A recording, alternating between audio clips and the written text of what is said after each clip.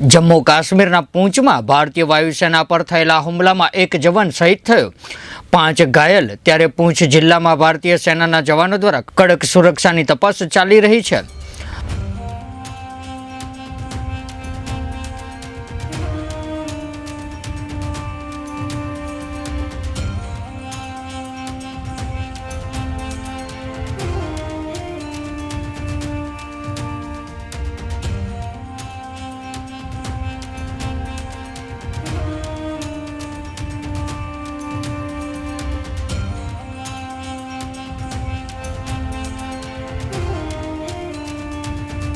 અમારા તમામ અપડેટ્સ મેળવવા માટે જોતા રહો ડીપી ન્યૂઝ ગુજરાતી।